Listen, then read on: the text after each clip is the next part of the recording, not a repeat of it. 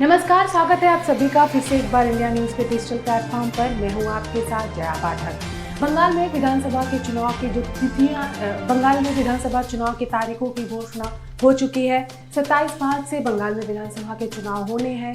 8 phase में ये पूरे जो चुनाव की प्रक्रिया है वो पूरी होगी। लेकिन मुख्यमंत्री ममता बनर्जी भी यहाँ पर भी खुश नहीं है। जी हाँ, मुख्यमंत्री ममता बनर्जी ने निर्वाचन कमीशन यानी चुनाव आयोग के ऊपर कई गंभीर आरोप लगा दिए हैं। चुनाव आयोग ने जिस समय बंगाल इलेक्शन को लेकर घोषणाएं की, उसके कुछ देर बाद ही मुख्यमंत्री ममता बनर्जी ने भी प्रेस कॉन्फ्रेंस बुला दिया।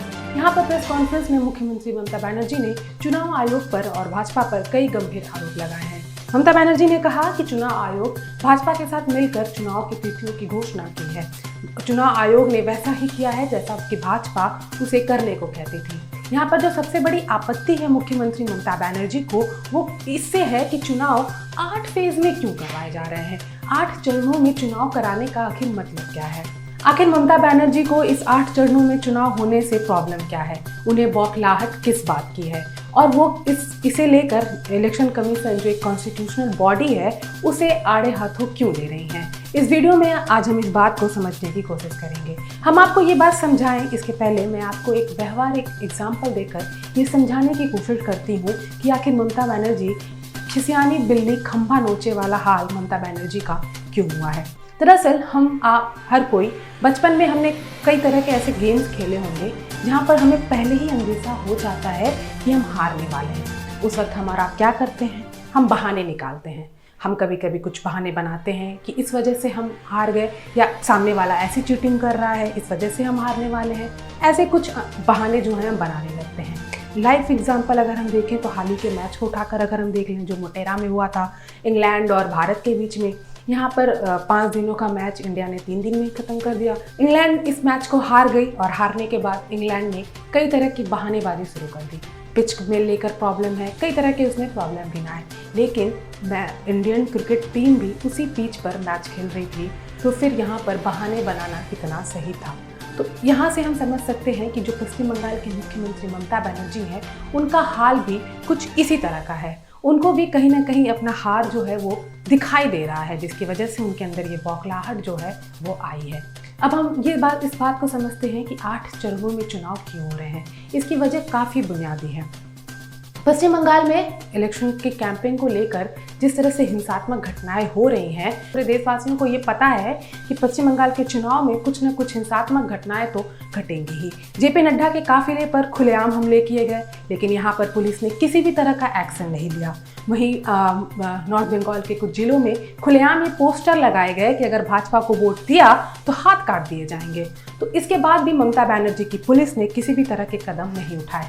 इसे लेकर चुनाव आयोग बेहद सतर्क है और चुनाव आयोग फ्री एंड फेयर इलेक्शन करवाना चाहती है, और इसे लेकर ही चुनाव आयोग ने 8 चरणों में मतदान कराने का जो निर्णय है वो लिया है। मुख्यमंत्री ममता बनर्जी ने कहा था कि एक ही जिले में तीन चरणों में चुनाव क्यों हो रहे हैं। तो यहाँ पर भी जो इलेक्शन कमीशन है उसने बताया था कि जो मिलिट्री फोर्सेस हैं उसकी तैनाती को भी ध्यान में रखकर जो इलेक्शन है वो कराए जा रहे हैं। तो इस बात का अंदेशा हर किसी को है। भाजपा ने भी इस बात का अंदेशा जताया है कि बंगाल के विधानसभा चुनाव में हिंसात्मक घटनाएं हो सकती हैं। वैसे भी अगर हम बंगाल का इतिहास उठाकर देखें तो बंगाल के चुनाव में कुछ न कुछ ऐसी घटनाएं घट जाती हैं जो बेहद दुर्भाग्यपूर्ण होती हैं।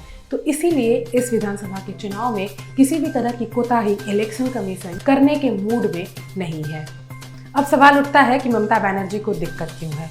तो वो दिक्कत दरअसल इसलिए है कि जब विधानसभा चुनाव को लेकर, विधानसभा के चुनाव कई राज्यों में होने हैं, तो बंगाल से लेकर केरल तक 250 पैरामिलिट्री फोर्सेस की जो कंपनी है उसको तैनात किया गया है। लेकिन यहाँ पर हम आपको बता दें कि सबसे ज़्यादा paramilitary forces 125 company paramilitary forces की सिर्फ बंगाल में तैनाती की जा रही है। इसे लेकर ही ममता बनर्जी की जो हवाइयाँ हैं वो उड़ी हुई हैं, क्योंकि जब अगर अलग अलग फेज़ में चुनाव होंगे, मान लीजिए एक फेज़ में अगर 30 सीटों पर चुनाव होते हैं, तो जाहिर सी बात है कि उस पर जो पैरामिलिट्री फोर्सेस की तैनाती है वो अधिक होगी। और जब पैरामिलिट्री फोर्सेस की तैनाती अधिक होगी तो वहाँ पर जो लोकल पुलिस हैं उनके हाथ बढ़ जाएंगे। और लोकल पुलिस पर हम सब जानते हैं कि 10 साल से बंगाल पर ममता सरकार का आधिपत्य है, तो पुलिस पर किसका जो हक है वो होगा। तो यहाँ पर पुलिस कुछ कर नहीं पाएगी और यहाँ पर जो टीएमसी के कुछ गुंडागर्दी वाले जो तत्व हैं वो अपने किसी भी जो उनके जो बुरे मकसद हैं उसमें वो कामयाब नहीं हो पाएंगे। और इसे लेकर ही जो टीएमसी की नींद है वो उड़ी हुई है और ममता बनर्जी परेशान हैं, निराश हैं, हताश हैं इस पूरे घटनाक्रम को लेकर। तृणमूल ने एक स्लोगन दे दिया है। अनुव्रत मंडल ने सबसे पहले स्लोगन को उठाया था कि खेला होवे। उन्होंने कहा था कि रात 9 बजे के बाद खेला होवे। अब जरा आप इस टर्म को समझिए, खेला होवे का मतलब क्या है। यहाँ पर चुनाव होने हैं, यहाँ पर किसी तरह का गेम नहीं है। तो खेला होवे का मतलब हिंदी में हम आपको बताएं तो इसका मतलब होता है कि खेल होगा।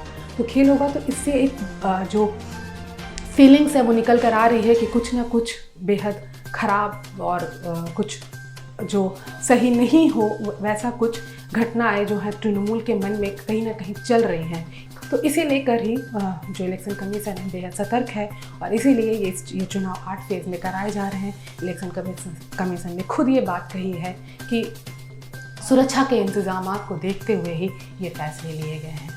और ममता बनर्जी का बौखलाना और उनका इस तरह का लेकर चिल्ला चौंध करना इलेक्शन कमीशन के क्यों करा रही है, 8 फेज़ में क्यों करा रही है, इस बात से कहीं ना कहीं ये साफ जो दिखाई दे रहा है तो ये कि ममता बनर्जी को कहीं ना कहीं ये समझ में आ रहा है कि वो ये चुनाव हारने वाली है। उनको अपनी हार का आभास हो रहा है। फिलहाल के लिए इतना ही। आपको हमारा ये वीडियो कैसे लगा हमें ज़रूर बताइए। वीडियो को लाइक करिए, शेयर करिए और चैनल को सब्सक्राइब करना